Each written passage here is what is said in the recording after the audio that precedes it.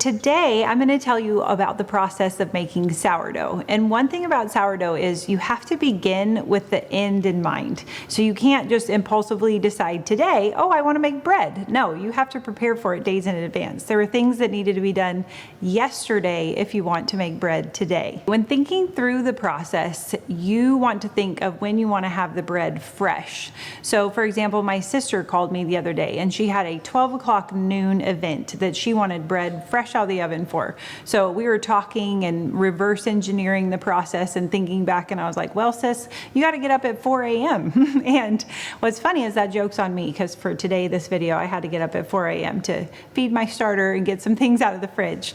So in thinking through that, isn't that just like the Lord, how he begins with the end in mind? So even with us, he created the way for us to be saved and forever live in eternity with him in heaven before he ever even created us. Just like creation, he spent the first 5 days creating all of the resources and provision that we would need when he created us on day 6. So when we got here on day 6, everything that we needed was already provided in advance for us. And then on day 7, he got to rest, which is part of the sourdough process too. As we get started making the dough today, you're going to see that there's all different stages. There's the feeding stage, the mixing stage, the stretching and folding stage. There's even a resting stage, all in sourdough, all before it's prepared to be actually baked. So in that, anytime that I make bread, the Lord speaks to me and shows me how we all walk through different seasons. There's going to be seasons outside of those I mentioned in bread baking today, but there's different seasons that we walk through as believers. And I think it's so important that we are intentional to recognize the season that we're in and surrender to the season that we're in, because there's so much goodness for us in each season. Just like later I'm going to show you when I stretch and fold the bread, there's a significance to the difference in the internal density of the bread just by if you were to skip anything in those steps of the stretching and folding. Like if you even shorten it by 30 minutes or 1 or 2 stretches, it makes a significant difference in the density. And how much in each of our seasons that we go through, if we press into the Lord and get out of each season what he has for us, the difference in us internally after we go through that season. So I'm going to talk to you about some of the seasons that I've been through. Even there's a season I'll tell you about today where I felt like I got stuck in the fridge for a season, and that's part of baking sourdough. But there was so much goodness that came from that season of being stuck in the fridge. For me, it was kind of a resting season. But I'm thankful to be coming out of that, but I can't wait to tell you some of the great things I learned in it. So the first step in the sourdough process is the feeding and daily maintenance stage. So your starter, it has to be fed every single day. You feed it flour and you feed it water. And that reminds me so much of us, right? If we don't get our daily bread, our daily fill up with Jesus, I think of John 15, where he talks about remain in me and he will remain in us, or abiding in him. And every day that starter, it's almost a reminder for me when I have the starter sitting out that I need to feed it every single day, just like I need to feed myself and my soul every single day. The next step in the stage is mixing all the ingredients together. And it's important that you have a scale, because the ingredients literally go down to the grams. That's how important it is for the amount of each ingredient that goes into it. Also the water, you might have seen that I have a temperature, a thermometer in there, because the temperature has to be at exact degrees in order for all the ingredients to mix accurately for the dough to come out right. So even in the mixing stage, there's just a significance in the ingredients and complexity that all goes into making the bread into the actual dough. For us personally, I know sometimes we might feel like we're missing an ingredient, or we wish we had a different ingredient that we see somebody else has, but we are his perfect masterpiece. So everything that's inside of us individually is our exact ingredients list needed that came straight from him. Anything that we feel like we're lacking, we're not, because he gives us enough for each day. Anything that we feel like we want more of, like that may be a gifting that you eventually develop in, but right now, the giftings that you have are the ones he's called you to walk in. So just trusting in the mixing season, if you will, that your makeup, your chemistry is exactly how it's supposed to be, straight from God. The stretching and folding stage is so significant because that stage actually changes the internal density and texture of the dough.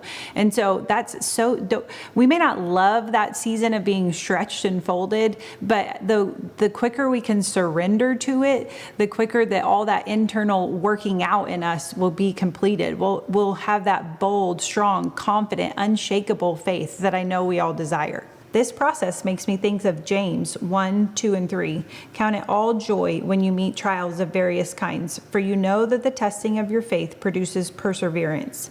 Let perseverance finish its work so that you may be mature and complete, not lacking anything. The next step in the sourdough process is the long cold rise, which I think of it as the long rest. It's just where you put it in the fridge for up to 24 hours. You get to forget about it, and your dough is just resting in there. But so much is happening. It is rising. There's so much to the nutritional qualities on the inside of the dough that's actually happening during that rising season. But for me personally, I know I'm just coming out of a long season where I felt like I was literally stuck in the fridge, but I was stuck at home. I had 4 back-to-back babies over a 5-year stint. So over 7 years, I was either pregnant, home nursing babies, diapers, up all night with babies. Everything I did was inside the home. But there was so much for me in that season when I completely surrendered to it. There were times where I was thinking, I'm just stuck here at this house. I don't feel like I'm really living my purpose. Like, I want to be out there. I want to be more involved. But the Lord showed me the significance of this at home, stuck in the fridge season for me, in really being intentional with my children and my family. And it's super sweet because as I'm coming to the end of that season, and I feel like I'm coming out of the fridge, if you will, but it feels like I am just now starting to really see the fruits of my labor of these last years, even in parenting and just caring for my home and caring for my children and being there for those formative years for all of them. It's just been the sweetest season that the Lord showed me there's such a purpose, even though it felt like I was kind of hidden for several years, but really there was so much He was teaching and growing inside of me as preparing me for the next season. One thing that's cool about the long cold rise is that so much is happening to the dough inside of the fridge. In fact, there's so many benefits of long fermented sourdough. It has a lower glycemic index. There's less gluten than regular Leasid breads. It does not spike your blood sugar. It leaves you feeling satisfied and fuller for longer. It's got increased antioxidants. Yes to getting younger by eating a piece of bread. Easier to digest, increased mineral availability for our body. So just like sourdough, there's so many benefits to that season of rest. There's so many benefits to us for a season of rest, or maybe it's a season where God called you home, or God called you to change just to maybe something other than what you pictured in your mind. I know for me, when I was getting a college degree and researching career fields, I wasn't thinking of staying home for 7 years. I was thinking of all the plans and purposes I had for my life, but God had different ones, and turns out they're so much better than my own. So after the dough comes out of the fridge, there's a stage where you divide the dough and it actually multiplies into 2 different loaves, and then it rests again in order to start the rising process. So I love that the dough multiplies, and I think I've seen that even in my own experience from home, seeing just the fruits of my labor multiply into my children. I've even started to see my older children start to teach my younger children some of the things I've worked for years to ingrain into them. So it's just sweet to see the fruits of your labor and seeing it multiply. And that's what happens in this stage of the dough. You're really starting to see the fruits of your labor as you're getting to form your 2 separate loaves and getting them ready. The second to last step in the sourdough process is actually shaping the bread into the loaves and then setting it aside for the final rise, which so much can affect that. The atmosphere inside your home affects that. Even just now, we had a change of season from summer to fall, and the change in the weather has an effect on how well the dough rises. And so it will rise quicker in warmer environments, and it will rise slower in cooler environments. So I think I think a lot about that when it comes to my spiritual life. Like, how close am I to the Father? Because the lessons I'm learning, the closer I am to him, the quicker I'm going to learn those lessons. But the cooler I am, the further away from him I am, the more I stay honestly rebellious and living in my flesh nature. But I want to live in my spirit nature that he's given me. And so just as close as we can stay to the Father, the quicker we learn the lessons and honestly get to go on to the next season, which is the final stage of the bread, which you get to bake it, which I think of that as just your hopeful anticipation. You have these beautiful loaves and they're going into the oven and you're just anticipating the final product that's going to be produced. And that's us. We are God's masterpiece. He, just as intricate as the sourdough process is, think about how much more intricate we are. And he formed and fashioned every single one of our genes, our genetics, all of it. And think about he's watching us as we grow and progress through life. He's again thinking with the end in mind. So all the lessons that we're learning now, it's because he's thinking with the end in mind. So we may feel the sifting, we may feel the stretching and folding, we may feel the heat as we're being baked, right? But all of it is for a purpose, because our God begins with the end in mind.